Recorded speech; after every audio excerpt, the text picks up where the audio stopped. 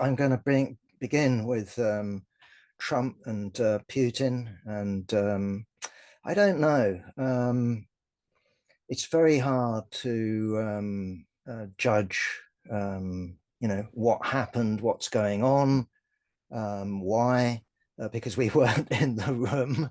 That's the first obvious point to make. There were translators, no press, no one else. So a lot of speculation. Um, but also in that sense, we get an awful lot of spin.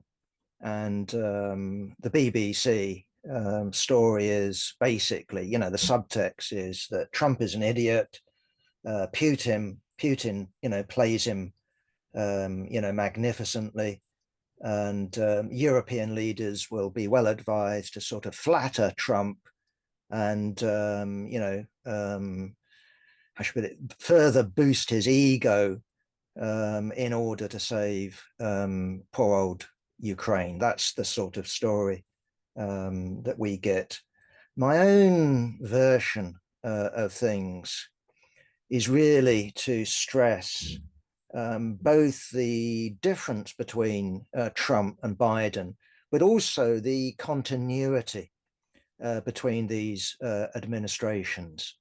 I think it's reasonably safe to say that no meetings would have happened if if the sort of moron Biden had won the presidential election. He called for the overthrow of Putin. So I don't think that we would have seen an Alaska. On the other hand, if you look at least from from what we know, was on the table, it seems to me at least that Trump is prepared to recognize to some degree or another the facts on the ground.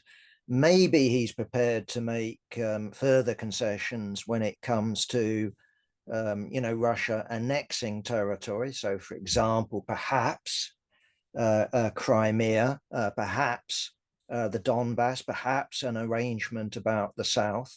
But notice, at least if I'm right, what that goes hand in hand with. And it seems to go hand in hand with European NATO powers actually sending troops to Ukraine and the United States providing some sort of security guarantee. And if you're not the BBC, if you're in Moscow, if you're in the Kremlin, what does that look like? Well, yeah, you could call it a victory. On the other hand, you could also call it a stunning strategic reversal, because what you've seen is the extension of NATO with the incorporation of countries such as Sweden and Finland. And also, in that sense, at least for 80% potentially of Ukraine, the semi-absorption of that country into NATO, de facto incorporation of the rump, the 80% of Ukraine into NATO. And that doesn't look like a stunning victory. It actually looks like a Pyrrhic victory. And my take on it is that if Putin agreed such a thing, voices would be raised within the FSB, the security service, saying that Putin has actually presided over a Russian defeat. I certainly don't buy and never have the idea that first Ukraine and then then Eastern Europe. I mean, if we look at what's happened in Ukraine, it's been a disaster for Russia. When the idea of a Russian invasion was first mooted, I must admit myself, I didn't expect it. Why? Because they didn't have enough troops. And while I was perfectly open to the idea, perhaps they have enough troops to capture the capital, Kiev, that when they didn't capture Kiev, and when you quickly went into, instead of what my expectation was, rapid movement, tank warfare, the sort of battles, the sort of war we saw on the Eastern Front, in World War II. And we didn't have that. Instead, what we had is something much more resembling the Western Front in World War One. My take on that was really the same as the initial German attempt to roll back France, knock it out the war, and force Britain to sue. Once that didn't work, Germany had lost. And my assessment, in spite of a village here and a village there, and big problems, real problems with recruitment to the Ukrainian army, desertion, and all the rest of it, nonetheless, if we look at Russia, unless we see a collapse on the Ukrainian side, it's bogged down in a stalemate. And I think that suits American strategy, because at least my reading of American strategy, going back not just to the Biden administration, but before the Biden administration, basically is to lock Europe into a conflict with Russia. Meanwhile, America can tackle its real enemy, which is China. And so if Russia is locked in to a protracted war, or a neither war nor peace situation, or a peace situation of where you have European NATO powers on the doorstep of Russia, that is a fulfillment of American plans. And indeed, as I've indicated, to me, if Putin agreed to such a scenario, i.e. land for peace, but with NATO peacekeepers, I see every likelihood of Putin, who's not getting any younger, being overthrown.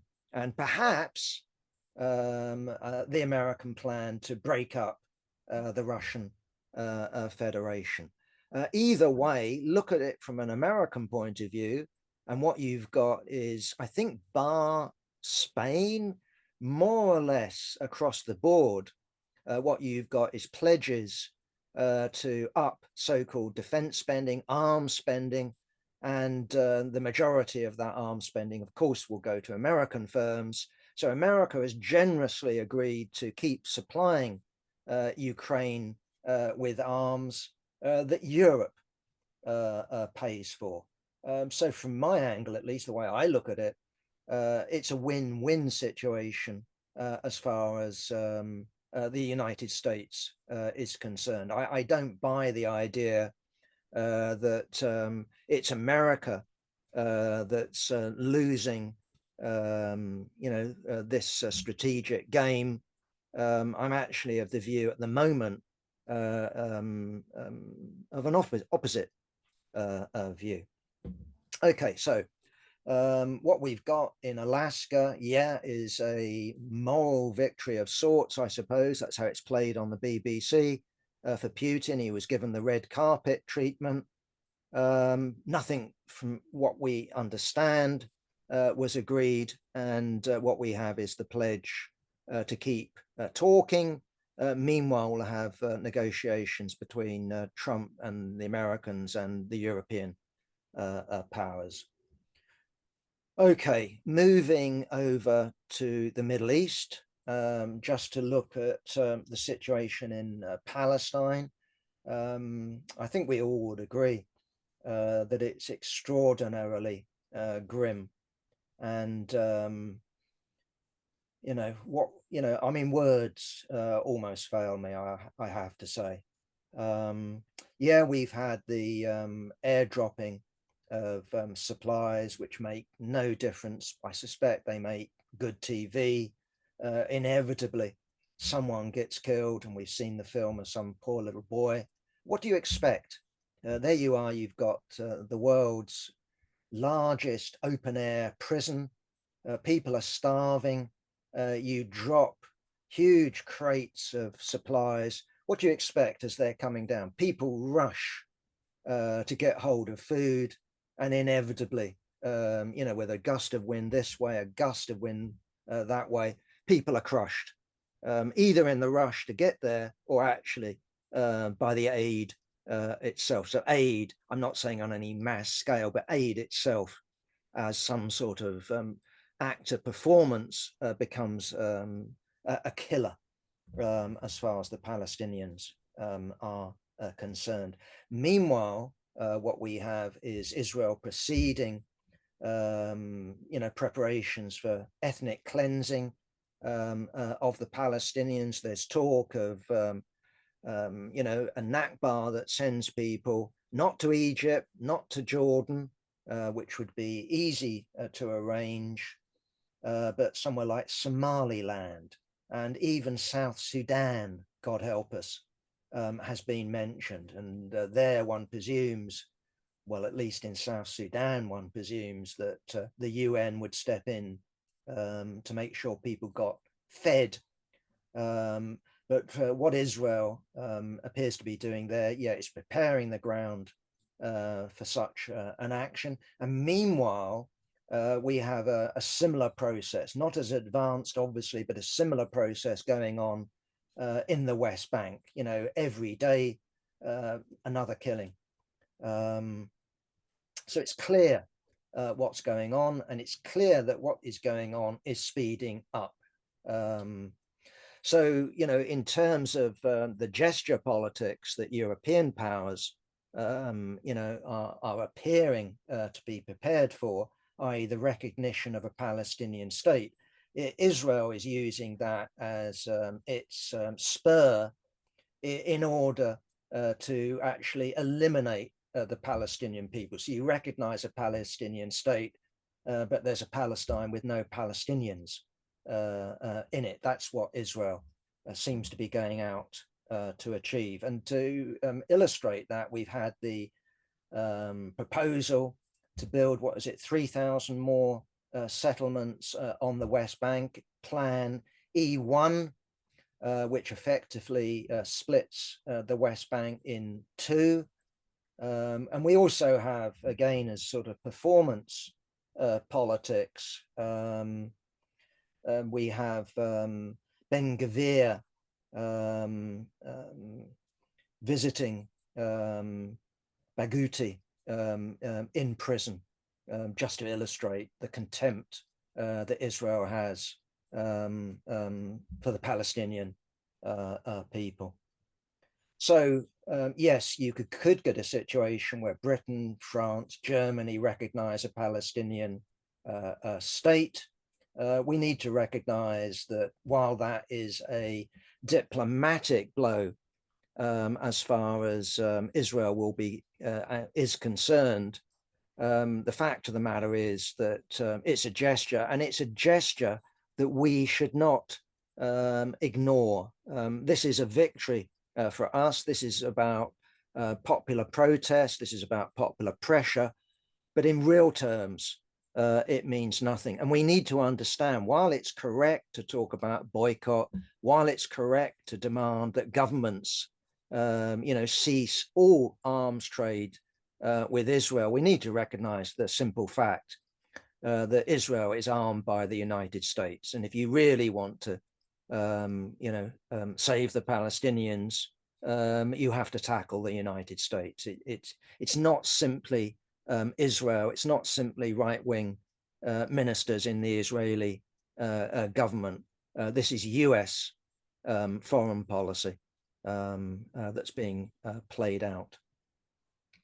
Okay, and just on that, I thought it was worthwhile mentioning, I haven't read a full account of the convention of the DSA, Democratic Socialists of America, but I was reading reports that the DSA has agreed to bar from membership Zionists, and this includes the sort of liberal Zionists of J Street. These are people that support a two-state solution. If you look at their website, as I've just done, very mainstream. So obviously on their left, you've got people in the DSA, and the DSA has voted that the membership of such an organization is incompatible with membership of the DSA. I fully support that. That's a correct move to make. We are very much in favor of drawing clear lines of division. And that is something that we also ought to be demanding of the SWP's front organization, Stand Up to Racism. It's just amazing that when it comes to Tommy Robinson, the SWP appears to view people who support a genocidal project, which is what Israel is, going back to its very origins, seem to view these people as legitimate allies. They're not. These people ought to be barred. Whatever their professions of humanity, whatever their claims, we support a two-state solution. The reality is, if you support Israel, if you support the Zionist project of Israel, you're supporting a genocidal project, because what we're dealing with here is a political economy of exclusion. And that goes back, to Herzl, the Jewish state. It's not just Netanyahu, it's Labour Zionism, it's Zionism as a project. So we welcome that decision by the DSA. It strengthens the DSA. It doesn't weaken the DSA. It also throws down a gauntlet to Bernie Sanders, who isn't a member of the DSA, but also AOC. What side are you going to choose on this one? So we want a situation of where those who are elected with the support of the DSA become accountable to the DSA. So hopefully we'll have in the near future, maybe next week, comrades from the US talking to Online Communist Forum and giving a report of the convention and what victories or defeats the comrades suffered. But that is a positive development as far as we are concerned.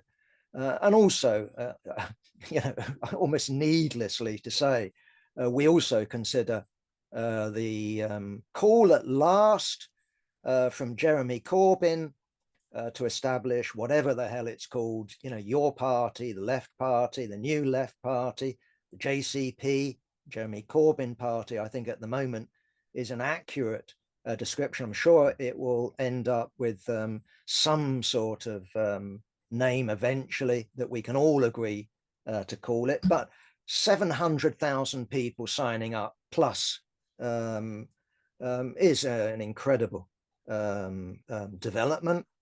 And really what it represents those very people that month after month have marched in London and in other cities week after week, campaigning for the Palestinian cause. It's something I've remarked on repeatedly. I think I've been on all the demonstrations bar one, and they've all been huge in London. And you look at those demonstrations and we all make the same point. It's not that we decry street demonstrations. I mean, no one would do that on the left who is a genuine leftist. But when you see the claim for the last demonstration, 300,000 people. Well, what's happening now is those 300,000 people plus 400,000 others are being organized into a potential party. And that is a huge development. And it gives the left not just an opportunity. Too many comrades are looking at this as, oh, here's our chance to recruit some new members. No, it also, I can't remember, wasn't it in Spider-Man? With great power comes responsibility. Well, we don't have great power, but we have responsibility for this. And so what I thought I would do, I mean, I haven't sort of, I've not come here with a fully developed program for the JCP. That can wait. We're not impatient. But certainly in terms of discussions on the PCC, what I wanted to do really is open up both in our own ranks, but also on the left in general, how we should approach this mass movement, this potential mass party that we've seen created really by the crisis in Palestine, but also the failure of the Jeremy Corbyn leadership of the Labour Party. We've got these two opposites going on. People have joined this or signed up for it because of Jeremy Corbyn. On the other hand, we have seen what happened when Jeremy Corbyn unexpectedly, at least before the idiots, you know, the MPs, the morons, temporarily lent him their support to get him on the ballot. We saw what happened to the left. It was a disaster for the left. We saw hundreds, thousands of people purged under Corbyn's leadership. We saw friends of Corbyn thrown under the bus. And of course, we saw a disastrous defeat for Corbyn's Labour Party and a disastrous defeat for Corbyn's chosen candidate to replace him. And of course, Keir Starmer, and the rest is history. Okay, what I thought I would do, just to, you know, but, you know, as a sort of critique, as a illustration of the challenge that we face, is just look at what some other comrades on the left are saying and what their approach is. And of course, you know, some of it's positive and some of it is negative. So, for example, I've been reading Socialist Worker, but not just Socialist Worker. I've also been looking at party notes, the internal bulletin, you know, from the centre to the SWP membership. And quite rightly, the comrades are saying, you know, join. I don't think we need to make that call. 700,000 people have already done it. You know, I'm sure more will, but so we don't need to say, hey, join the JCP. That just goes without saying. But what the comrades in the SWP have also been saying, and people have been doing it, and not just SWP, is don't wait for Jeremy, don't wait for this mysterious, shadowy leadership. It consists of who knows who. Set up branches locally, go and do it. And what we've seen is in all sorts of different localities, groups coming together on the basis of, you know, posting on social media and all sorts of, you know, personal contacts with one person and the other, old Labour Party comrades. We've seen meetings. And if the SWP hasn't called them, what we get is the SWP getting up and say, oh, where are ordinary people? The code for that is, what they're really saying when they say that is, where are the naives that we can recruit? Instead of the naives, what we've got is other comrades on the left, and we don't want to argue with you lot. We want people that we can get into our ranks. So with the SWP, they're right to say, get in there, set up branches. Okay, get your message from Jeremy if you can, Andrew Feinstein if you can, whoever, you know, get some official stamp of approval if you can, but if you can't, go ahead. But what we would be saying is you can go further.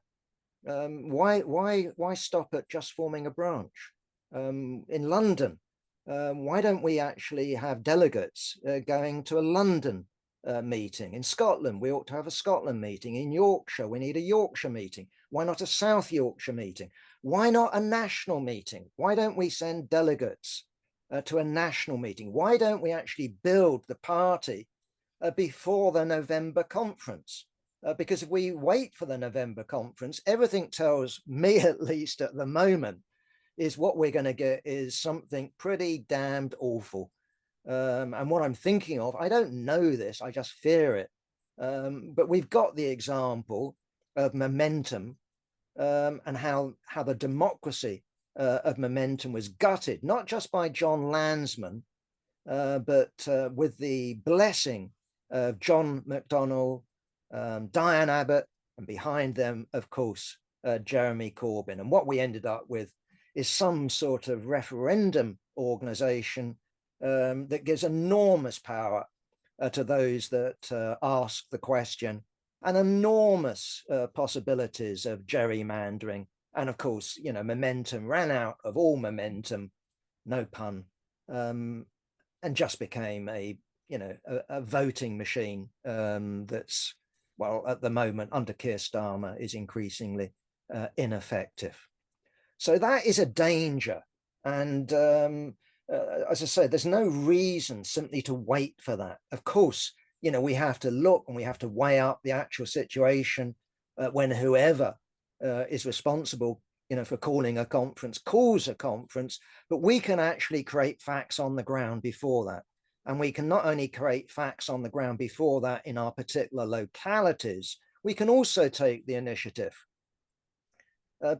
get people together. And undoubtedly, to begin with, my expectation would be that the chances are that such a get together, both locally, but also regionally and nationally, will be dominated by the existing left. And to me, I take a view that the left are both part of the problem, but they're also part of the answer. And from our angle, we look at the activists on the left, we look at, people with experience on the left, and they're incredibly,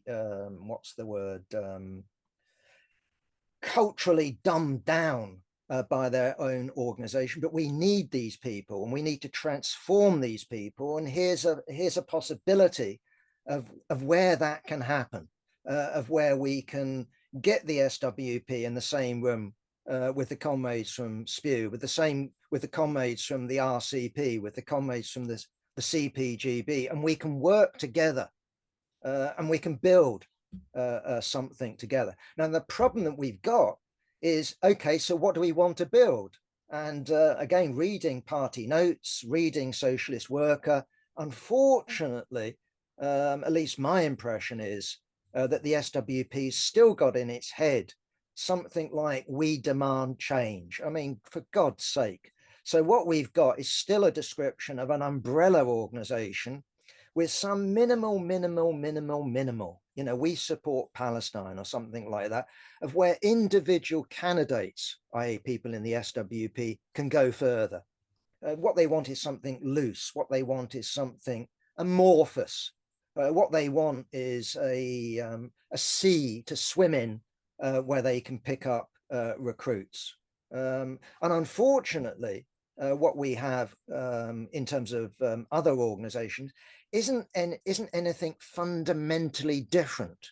So, for example, while it took them some time to play catch up with reality, at last we've got movement from SPEW and Tusk.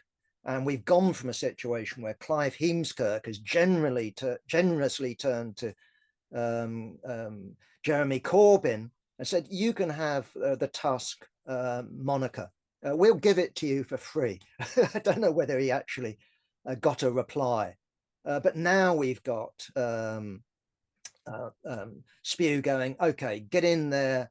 But what are they fighting for? They're fighting for delegates from trade union branches. In and of itself, no bad thing. But we know what they've got in mind. They've got in mind a Labour Party, Mark II.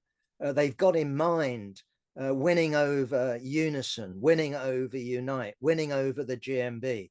Well, if you succeeded in doing that, at least in terms of, with the politics of the current leadership of such unions, if they, had a brainstorm and disaffiliated from Labour, or maybe Keir Starmer, cuts the link. I don't see that actually happening. But imagine for one moment if that dream was fulfilled.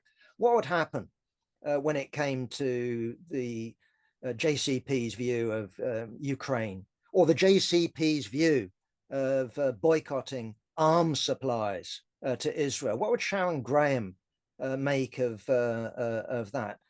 Everything we hear so far is she thinks that what is crucial is keeping, Unite members' jobs supplying parts for F-35s. It would be a disaster if Spew's strategy worked out. And, you know, even with a new union leadership, we've still got the social phenomenon of trade union bureaucrats. And so, you know, a Labour Party Mark II, if it could be brought into existence, the reality is that what it would do is simply rerun the Labour Party Mark I, famously, in the words of Marx, of course, you know, first time tragedy, second time farce. I think that's a safe thing to say. On the other hand, what we've also got on the left, again, no surprise, is those comrades who instead of taking my view, on the one hand this, on the one hand that, look at the existing left groups and simply say bad. There is a bad side to the existing left. There's no doubt about that. But instead of looking at the existing left as being part of the answer, they simply look at the existing left and say it's the problem. And so we're getting, you know, circulated. We're seeing the concoction of various schemas to deal with the left. I haven't read his article. I'll get around to it. If anyone has, maybe you can say I'm getting him wrong. But Comrade Tony Greenstein, for example, has made the call, you know, to keep out the organized left. I wonder if that includes Tony Greenstein, because isn't he a member of the Independent Socialist Network or something like that? And who's to decide, you know, or is it just the SWP that's to be kept out? Is it just Spew? You know, who's going to be the witch finder here? I can certainly remember the formation of Arthur Scargill's Socialist Labour Party. And on the door of that conference, there were comrades, I say comrades, there were members of this thing called FISC, Fourth International Supporters Caucus. And they were asking people as they came in, believe it or not, you're crazy. Are you a member of the CPGB? We instructed our comrades to do that terrible thing, lie. We did have one comrade who couldn't lie and said, yeah. And they said, fuck off. Why the obsession with the CPGB? I don't know. Either way, the SLP began on day one with a witch hunt and carried on degenerating because of that witch hunt. And it ended up with that farcical vote. Again, I think it was in the Camden Centre, from my memory, of where Scargill cast his 400 block vote and it disappeared. Wasn't that Andy Newman doing the business there? Anyway, this is all ancient history. The point I'm really making here is that we don't want to bar the SWP. We want the SWP in. We want the leadership in. We want the rank and file in. We want to work with these comrades. We want to argue with these comrades, and we want to come to agreements with these comrades. And of course, you know, yes, that involves factional struggles. But if you don't have factional struggles, what you actually end up with is the leadership operating as a faction and dominating the thing and allowing no political development of those below, unless you're talking about careerists. So yes, the left is, you know, a mixed bag, but the last thing we should do is to fight to keep the left out, because that would involve witch hunting, and that is definitely not the atmosphere that we want to encourage. On the other hand, we've also got various other schemas that are designed, basically, what do we do about the existing left? Well, here's a good idea. What's it called? Sortition, jury system. So what you do is choose, you know, your conference, your founding conference, maybe subsequent conferences, on the basis of, I don't know whether it will be 100, would it be 1,000 comrades randomly chosen, and they decide the name, they decide the policy. What you guarantee with that would be some comrades on the left, I suspect, depending on how big the pool is. But the idea is wrong, because the aim is clearly, the result is inevitably you get average political consciousness. You don't get the most advanced thinkers who are chosen and recallable by the left, the ones that the branches trust. Yes, sometimes you get big mouths, sometimes you'll get block votes, but no, trusting to the good old-fashioned election of delegates, the recallability of delegates, the right to form factions, the right of factions to dominate if they've got a majority. Yes, we need potentially to come to an agreement for some sort of PR. That's legitimate, but majorities have rights. And I'm quite prepared to accept a minority position. Maybe we couldn't accept anything else.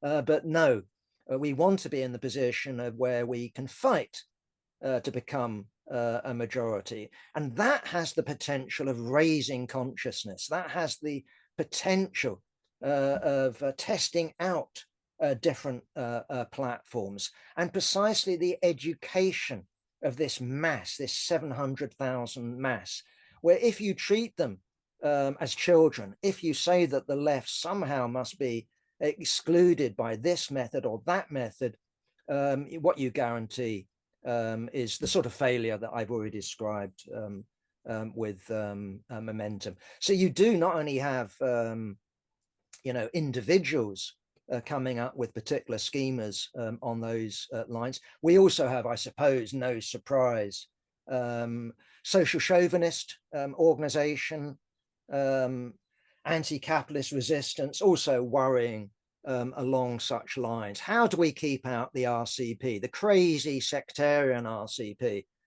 because they are going to join or have joined this RCP on the basis that they're going to fight for their own program. Well, what a terrible thing that is. I mean, can you believe it that communists, okay, they haven't got my program, I haven't got their program, but they want to fight for their program. What on earth is wrong with that? And comrades from the ACR have also raised, how do you keep out those that will raise, and we will, the question of the people's militia, featured in the Labour Party 1900 manifesto that was considered unproblematic, not only by the Second International, but by all Democrats, in the 19th and 18th century. How do we stop them? Well, we can't have, the argument they're coming up with at the moment, at least, is, well, we can't have a witch hunt. We don't want a witch hunt. But what we can have is speech controls, which is a witch hunt in any other name. So we stop people raising these questions. How are you going to do that? We're going to insist on sensible language. Well, I'm a certified crazy as far as they're concerned. So I don't know. Do they pass a resolution barring Jack Conrad? Do they pass a resolution barring the CP? It amounts to a witch hunt. So they have some sort of formula that stop people raising extremist demands. And these are the people, by the way, that support NATO. These are the people that go on marches in London shouting, arm, arm, arm Ukraine. No, we actually want to follow the example, in my opinion, when it comes to ACR, not because they're on the left, but because they're pro-capitalist, they're pro-NATO. We want to pass a resolution along the lines of the DSA, not only barring Zionists, but also barring those that support our own side in the Ukraine war. And at the moment, that not only includes ACR and the Ukraine Solidarity campaign, it includes John McDonnell. I'm told by those who are speaking to him at the last demonstration in London that he's weighing his options. I mean, will he be allowed back in the Labour Party? He doesn't know. So he's looking at the JCP. Well, okay, let him look and let him come in, but on the basis of adopting principled politics. So any party worth its salt, of course, has got to draw lines of demarcation. But from our angle, what we want is to draw lines of demarcation against open class traitors. That's what we're saying, about people like the AWL. That's what we're saying about organizations such as anti-capitalist resistance, what we used to call in Left Unity resisting socialism. which was their role in that organization. And again, just to sort of wrap things up a bit, worth noting other articles that maybe are surprising, but do tell you a great deal. I think I've mentioned it before in my own circle, that John Rees has been writing on the JCP in Counterfire, and he came up with an article that was saying, we don't want a rerun of the Labour Party. We don't want a Labour Party Mark II. And when I read that, I went, oh, that's really good. That makes a change. And we had I think I actually wrote it on our e-caucus. So that's good. And we had another comrade who wrote on our e-caucus. He said, no, it's the same old stuff. And I was going, what? Anyway, what the comrade, we sort of cross messages. The comrade was basically saying that sounded like Jack Conrad when we were talking about the Socialist Alliance, when we were talking about respect, because in those days, when John Rees was in charge, not only of the SWP, he was the effective leader of the Socialist Alliance, he was the effective leader alongside George Galloway of respect. That's exactly what he was arguing for. And SWPers were told to present themselves as old Labour. This was the message, that the SWP would bring to Socialist Alliance conferences. We don't talk for the people in this hall. We talk for the millions out there. So this is a change on behalf of John Rees, a welcome change. Of course, he's still got his streets and strikes, Cliffite baggage. We shouldn't expect anything else. But what it shows, maybe it shows movement, that's to be welcome. But also what it shows is that movement can happen precisely under conditions where counterfire, instead of being inside the tent, find themselves on the outside of the tent. Clearly, they're not part of the inner core that's deciding what this JCP party is going to, stand for politically, how it's going to be structured, how you run the founding conference. And hence, we see a shift to the left. And again, what that shows is that what is fixed at the moment, under conditions of the JCP, under conditions that you get together locally, under the conditions that you get together regionally and nationally, we can see all sorts of change happening in the existing left. So while I'm well aware that the left is part of the problem, I'm also insisting that the left is also part of the answer. And we certainly look forward to working with all manner of different comrades that we might not have thought, as natural allies in the past. So the slogan, I think, for the moment is certainly don't wait for November, and don't just limit things to local get-togethers and the call that will come. We actually need to get together. We need to make the party now. That's the message that we want to get over. So no passivity, no waiting for Jeremy Corbyn, no waiting for shadowy committees, no truck with this scheme or that schemer to keep the left out. Get the left together. Let's have arguments. Let's have joint action. And we'll see what happens. There's a great deal that can be done. There's a great deal that can be gained if there's the imagination there. And okay, that's a big ask for the existing left, but we are eternally optimistic, both about our class, but also about our left-wing comrades. So what are we aiming for? We're aiming for a party, yes, not a broad front party, not a Labour Party Mark II. We're aiming for a mass communist party. We don't think we're going to win on day one. We don't expect to win in, a year's time. But that's a struggle that we want to conduct. Why? Because that is the answer to the crisis that humanity faces when it comes to the climate, when it comes to the threat of war, between NATO and Russia, but crucially, the threat of war between the United States and China. A broad front party, a Jeremy Corbyn party, isn't going to meet that challenge.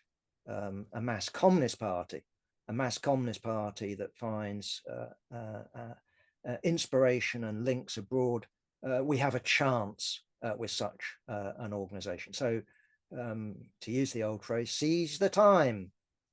So and I thought it was a very interesting debate, just in terms of what Jim Nelson was saying. What's the biggest threat? Is it Russia or is it the NHS? Sort of being not properly funded. Well, the reality is that they're very closely linked, aren't they?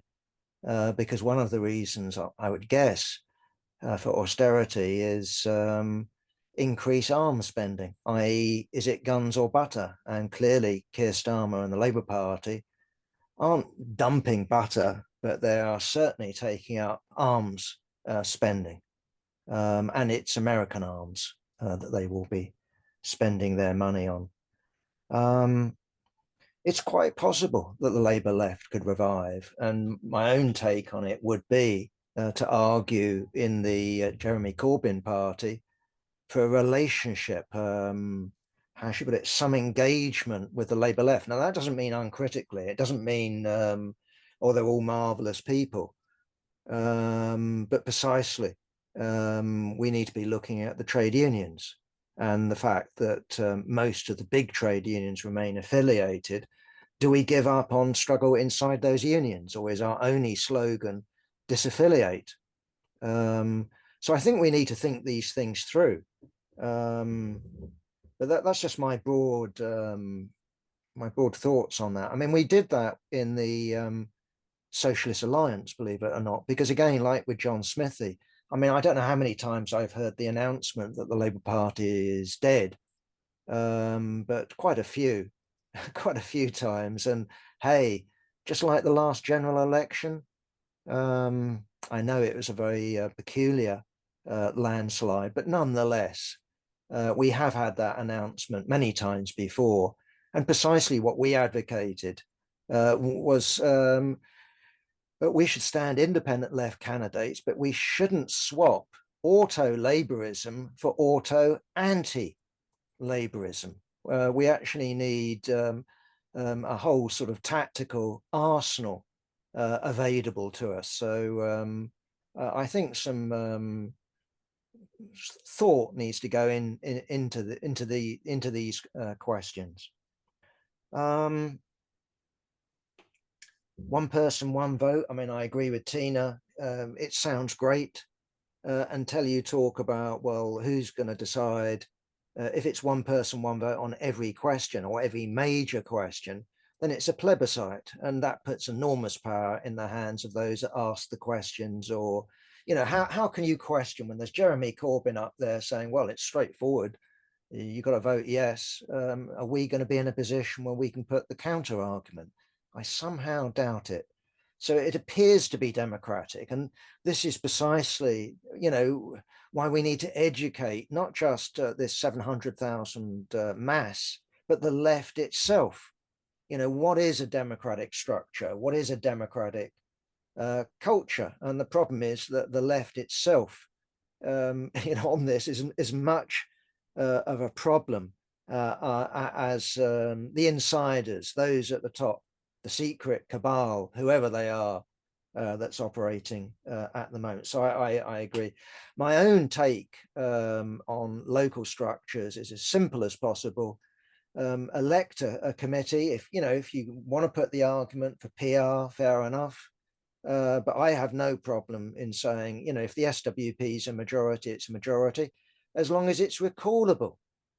And so, get more people in. And obviously, we don't want to go on a witch hunt against the SWP, but we want to look at how effective the leadership is, And so, I've got no problem in beginning with an SWP majority, if that, depending on what particular locality it is.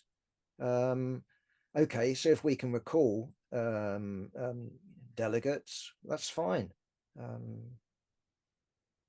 Yaqub, I'm skeptical of Yaqub. I think she's one of those that doesn't want socialism. So, maybe she's better than some, but I really don't view, the present leadership. I don't view them as examples of, Democrats. I think they've all got their own particular bureaucratic scheme. And what they want is spearholders. What they want is donkeys. What they want is a mass that does their bidding. Not empowering the membership. And while I'm arguing for the left, I'm certainly not arguing for continuation of the regime of, well, I was about to say Charlie Kimber, but it's Nelson now, isn't it? That at least is the national secretary of the SWP. I'm not arguing for the continuation of their regime. Indeed, I think that the conditions that perhaps we will be going into are the best conditions to actually weaken the hold of these confessional leaders, the leaders of the confessional sects. The more that we mix with each other at a local level, the more that we work together, the more that we cooperate on a regional level and a national level, or fight, the more the more that it will act as a social acid when it comes to these organizations. So yeah, of course I recognize the problem. I try to make the point that I do view these comrades both as a problem, but also as the answer. And I don't take the view, oh, it's the usual suspects. That's an SWP line. I mean, I welcome the fact that a load of left wingers, and I don't view these comrades as alien to the working class. I don't know. Okay, so John Smithy lives in Finland. Other than it being flat, I don't know much about the Fenland. I readily confess, isn't it next to Cambridge? I've sort of driven through it. But the idea that Camden, his view of Camden is full of, I don't know, arty and, arty-farty types. Well, I'm an arty-farty type, perhaps. And I live in an arty-farty, well, I used to.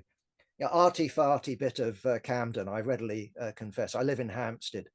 But the fact of the matter is, I was brought up in Hampstead in a council flat, and that wasn't unusual. I don't know what the figures were. I think someone gave me earlier in the 50s, 30% of all housing was council housing. And so, yeah, I went to a school in Hampstead with ordinary working class folk. And I can assure you, John, that Camden, all our constituencies, have loads of ordinary workers in. Ordinary workers aren't confined to the Fenland. London is a working class city. And I just make the point that if you take the JCP, I mean, amongst the places where comrades have got together to form a branch is the Isle of Wight. Hardly an example of, liberalism or, the professional classes. I don't know much about the Isle of Wight other than having visited it as a kid and not liked it very much. But that aside, okay, trans question. I think that we should be arguing for debate. That's really my view. But on the other hand, this is a judgment question. The sort of analogy has been drawn with racists. I'm again hesitant on this. So there's a difference in my view between a Tommy Robinson, who should be kicked out if he joined. It would be a provocation, wouldn't it? He would be looking for publicity. He'd be looking to being kicked out. Well, okay, when I read the left or sections of the left, I go, hey, who's a racist then? Because if you take, unless I'm mistaken, if you take the CPB, it believes in non-racist immigration controls. What are non-racist immigration controls? I don't know. If you take Spew, it believes in non-racist immigration controls. I don't know what non-racist, I mean, Okay, they're not going to say, oh, because you're black. No, they might say, oh, because you're Polish. Either way, it's in my language, it's national chauvinism. And you have to make a judgment in politics. Politics is an art, not a science. And so I don't start with they're allowed in, they have to be kicked out. It's a question of how it's raised, in what context. Precisely, Mike sort of saying, well, if you look at the US right, if you look at what's going on in Britain, clearly the right is using the trans question. And if we have people acting in that way, then we need to look upon them at least as problematic. But how you deal with them, I would say, is an art. I mean, we've had comrades around us accused of transphobia. I don't think they are. But my answer is, well, let's at least begin with a debate and then we'll see. So, but again, that's just my approach on the question. Yeah, I'm glad that Comrade Smithy takes his lead on the one side from the RCP, and I don't know, John, maybe the other from Reform. I'm very dubious about opinion polls. I mean, opinion polls, yeah, tell us something, but they don't tell us about the next general election. And again, I mean, BBC's been running, I don't know, some, because is it their World at One is 60 years old or something like that. Anyway, maybe it's 50. Either way, they're running some famous interviews they gave in the past. And one of them they gave was the interview, I think, with David Owen, when the Social Democratic Party was just about to sweep away the Labour Party and, power would fall into its hands. I'm much more cautious, in terms of predicting the next general election. To me, the Labour Party remains a class party. To me, the Tories remain a class party, much weakened, attenuated. If it's a big if, I know, but if Reform split 6 ways, if they got 6 MPs, or is it 7? Let's make it 7 ways. Next week, I would go, it didn't surprise me. Okay, you've still got Nigel Farage, but how stable Reform is, I don't know. I suspect it's very unstable. That doesn't mean I couldn't imagine the Tories and Reform coming to some agreement. All sorts of things are possible. So I'm not ruling that out. But I certainly wouldn't be going in and saying, oh, 50 seats for the Labour Party, Reform majority. Yeah, statistically, isn't it the case, if all Chinese people jump up and down once, it would shake the world, except of course it doesn't. So yes, statistically, it's possible that all atoms could jump up one way, except there's so many atoms, it doesn't happen. It's never going to happen. Anyway, the point I'm making is we should be very cautious about that. And that's why I would urge comrades in the JCP, not the RCP. They used to be clause 4 Fabians, weren't they, when they were in the Labour Party, or clause 4 Trotskyists. Either way, I would still urge some engagement with the Labour Party, not least because we're all engaged with the big unions. We're members of Unite, members of the GMB, members of Unison. So what do we say? Just disaffiliate? No, I think we need to have a more sophisticated view. That's my own view. The problem is with the RCP is, of course, that they have a transitional program, and they also think that if you do it in Britain, everyone is inspired. My own view is a little bit more cautious. If for some freaky reason the RCP were influential and they carried out their 5-year plan for building council houses, I can tell you that although Mike is right, no doubt, that policy forum, policy exchange, whatever it is, the Times are backing council house building. The fact of the matter is they wouldn't back an RCP government, I don't think, and they would pull the plug on the City of London, and we'd be lucky to be eating, let alone living in a council house. So this is the Trotskyist version of the British Road to Socialism. I don't believe it. I don't think they really believe it. but they believe in spontaneity. I believe in organization. I believe in program. I believe in mass consciousness. And that's why this 700,000 is something that we should feel responsible for. We shouldn't go in with the view of exploiting it. How many members can we get? And I sort of detected with what Stan was saying, a little bit of stagism, that there's the 700, we can talk to who's ever a member and we can convince people. And in the process of, we can appeal and talk to the left, but we can also appeal to the membership. And in the process of winning the membership, we also put pressure on the existing left to change, to break down the discipline, the bureaucratic discipline of these sects. And I include the RCP. The funny thing about the RCP is when you ask them a question, sometimes they give you a sensible answer. And the problem I have, they all give you the same sensible answer. They're not mad like the WRP, but they're all acting as speaking tools. They're not acting as thinking individuals who happen to have a loyalty to an organization. I applaud loyalty. But, Woods treats these people, as, slaves, not self-activating revolutionaries. Okay, Toby, I think we've given our answer. I mean, it is a genuine question. What are the bloody European leaders doing? And I agree with you.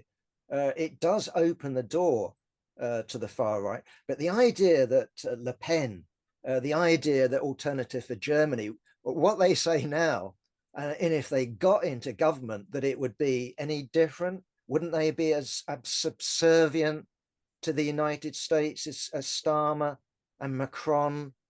I think they would be. So yeah, they will use demagogy, no doubt.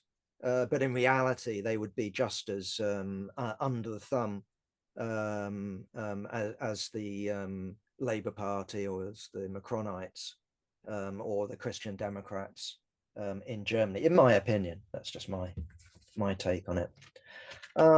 Okay. Racist. I've dealt with the racist question. Yeah, I think I'll finish on the racist question. Look, I'll just give you an anecdote. I went canvassing with the SWP. Can't remember what party I was in. Was it Respect? I just can't remember. It all blurs into one. And I was canvassing down the road in Kentish Town Market. And suddenly one of my SWP comrades started jumping up and down on the ground and pointing to a stall and saying, racist, racist, racist. And I thought, it just looked comic to me. Anyway, I looked at this guy. I can't remember what he was selling. And I went up to him and started talking to him. And he thought, oh, yeah, he was a racist. And he thought Africans were inferior to Europeans. And I said, well, like the Egyptians who built the pyramids when we were putting woad on. And you talk to the guy. I'm not saying I convinced him, anything like that, but yeah, talk to people. But we also do need to draw lines. And I've been arguing that politics is an art. And so we're bound to get people into this organization who you view as having backward ideas. It cannot be anything else. So what do we do about them? We have to educate them. Some people we will fail to educate. Of course, that's true. They'll have pressure on them from the bourgeois media and all the rest of it. But if we don't make the attempt, then we'll never win. So we need a culture of education. We need a culture of persuasion, but we also need, and the SWP and the other comrades on the left are right about this, we also need a culture of struggle, because there's nothing like joint struggle to teach people, about the true nature of reform, about the true nature of the Tory party, about the true nature of the mass media in Britain. So we need a degree of patience, and we need a view that human beings are changeable. If we don't have the view that human beings are changeable, our program is rubbish. Well, we might as well give up. So yeah, I do believe in mass consciousness. I do believe that we can win the battle of ideas. It's not going to be easy, but can we win? Of course we can win. We can win millions of people to our program. We must win millions of people in Britain, let alone across the face of the planet. And spontaneity isn't going to do it. It's consciousness. And that's why we need education, agitation, and organization, to use an old phrase. Finish that, Andy. Thank you. Thank you very much, Jack. Okay, everyone. The next LCF will be the same time, 5 o'clock next Sunday. Also, the Weekly Worker returns to print this week. So those of us who've been desperate for something to read will have something to read from Thursday morning. That's great. So hopefully I will see everyone next week.